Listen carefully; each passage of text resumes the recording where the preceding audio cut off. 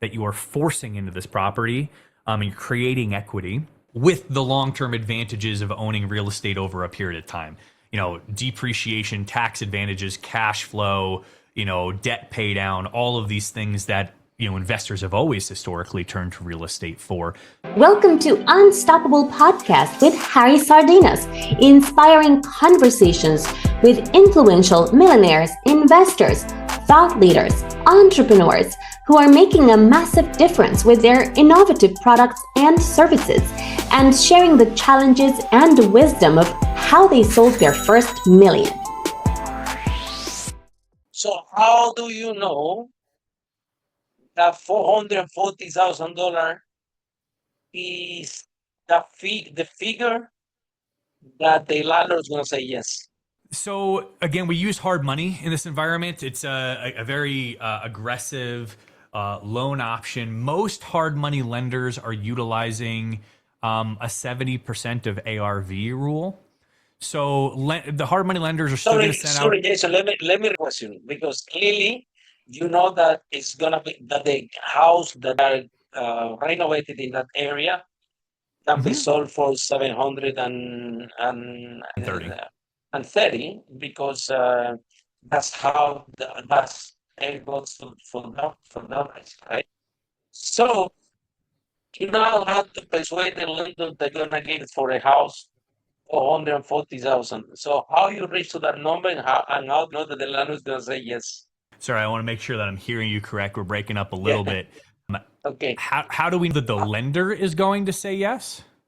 No, the people that buying the house, Okay, the sellers. the sellers. So you know that the sellers are gonna say yes to that number. Well, you Remember, never know, right? I'm a big fan. I'm a big fan of even when you buy the house. So yeah, but you know something. Let me tell you an example. This I have a friend that did this in London, right? He said to me that if he will offer, let's say, 440, right, and he will call in the area around this margin, and it's after the phone call number 5, somebody say yes. He said, I'm offering too much for the house. But he said that after he have 20 notes, 25 notes, he have one yes. He said that this is his sign to make sure that this is really below market value. And he said that if by the fifth phone call somebody say yes, he said, "Oh, I have to offer less because."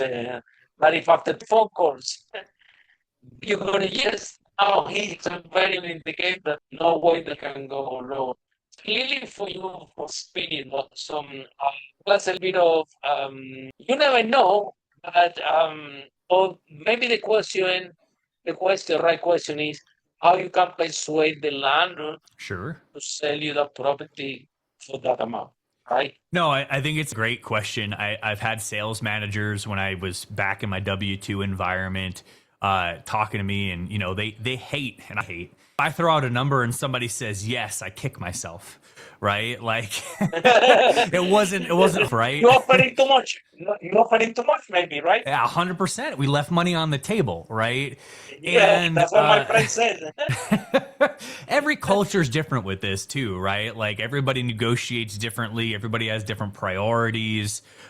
People think that you're taking advantage of them in different ways. So, I do agree that, if somebody says yes right away, you've definitely left money on the table. Me personally, like when we go through and we do these deals, we're trying to always run our numbers completely independent of talking to these sellers. And so we have an idea of where we want to come in at, right? But I don't necessarily want to reveal that to a seller right up front. Like I want to understand what their goals are. Like how can we help them? Maybe, and this is going to sound counterintuitive, maybe $20,000 more on a quick closing timeline doesn't help this person. Maybe it's better to actually do it as a seller finance deal for $20,000 less because it helps save them on taxes over the 5 years that they're spreading out this payment. Each person has unique circumstances. Maybe they have a foreclosure situation. Maybe we get a lot of deals off of probate or estate sales where somebody's died, and this is now a vacant People home. get divorced. People get divorced and nobody want to know anything about the house anymore. Absolutely. So it's more They about just want to get can rid we of the house. They don't care. They don't. right. And what can we make easy for them? What are their motivations? What are their goals? What are their expectations? Maybe they throw out, you ask them like, what do you want to get for this? And you have 420 in your mind and they say 350 and you're like, okay. You keep that information to yourself. You never know. So like you don't want to throw out a number unless you've gotten some feedback first. We always want to put their goals at the forefront. And we're not here to rip people off. Like, yeah, we need to make margin, and that's what sales is about. Like we need to make margin on the front end. We need to make margin on the back end, because the realistic situation is that they're putting ourselves at risk every time we take on a fix and flip. There's 100%. risk in owning and holding that property, and we have carrying costs and all sorts of things.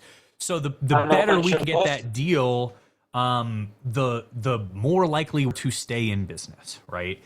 So I always try to start with what are their goals, what are their motivations, how do we solve that the best that we can? And we've built a business where we have a wholesaling business, we have a fix and flip business, we have a mentorship program, we have a real estate brokerage. And so we have all of these legitimate, credible options with a lot of marketing and a lot of background here to offer people multiple solutions. So, hey, if I hop on the phone with you and you're really objecting to the price that I want to get for this home, well, I can walk you through exactly why this is the price or the offer that we're giving you, because I can show you we own our own construction business, and here's all the construction costs that are going to go into this, and here are the comps that it's going to wind up at. And I'd really love to do this, Cash, and solve this problem for you. But hey, let me give you this other option. By the way, if you don't want to do that and you really just want to maximize it, well, if you put $40,000, $50,000 of your own money in it and just clean it up to get market ready, I'll list it for you, and this is what you could net, right? Or if you don't want to do that, like if you can introduce multiple options, now you're kind of taking the no off the table, and you're saying, hey, if your goal is to solve this problem, get rid of this tax debt, move your mother into a facility, help with retirement, move to Florida, whatever it is, this is your goal. Now it's not, no, I'm going to sell you my property. It's which option are we going to go with, right? Exactly. And it's never about the money. It's always about the terms, right, Jason? Yes. So the whole point is not to, like exactly what you said, not ripping anyone off.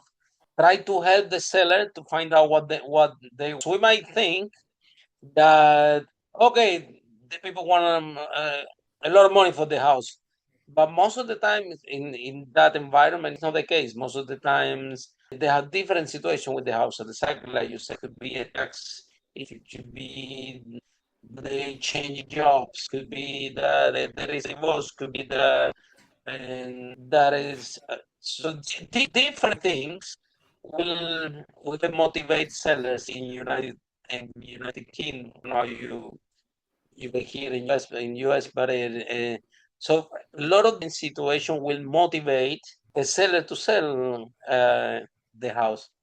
And then, Jason, now, if for any reason this house after it's fixed, if you want to sell it, if you're ready and you refinance, you can go another deal. So an option or not in this case? You got to repeat that. We were breaking up again. Yes.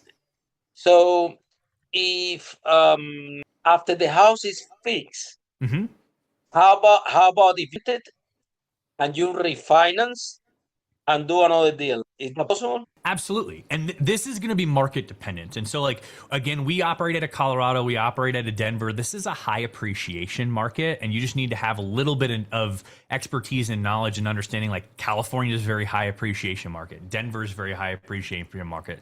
Boston's very high appreciation market.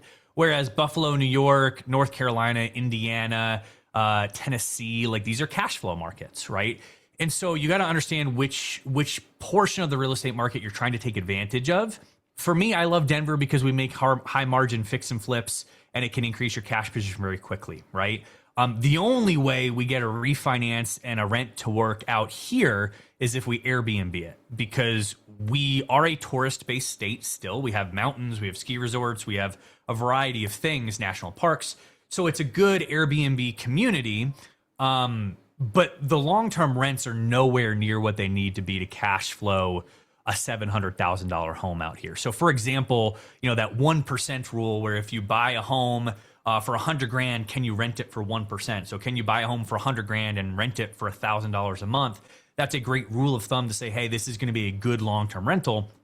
We're at like half of that in Denver, right? If I have a $700,000 home, I'd be lucky to rent it for $3,500 a month. So it's very difficult to cash flow higher priced homes out here. You could cash flow $350,000, $400,000 homes out here, but it's like $200 a month, right? So it's not going to change your life if you're stacking those for 10 years. But again, we've launched our mentorship program nationally.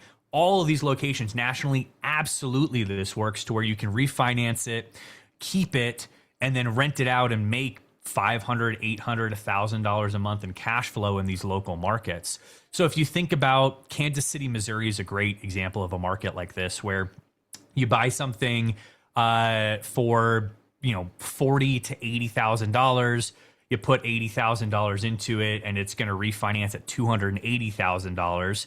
You pull all your initial investment out. You actually maybe even pull a little bit more out, so you make some cash. And then you can rent that thing and still cash flow for $500 a pop. So that's obviously like the golden standard for repeatability of this process, because now you're getting the advantages to a fix and flip, which is the cash and the equity that you are forcing into this property.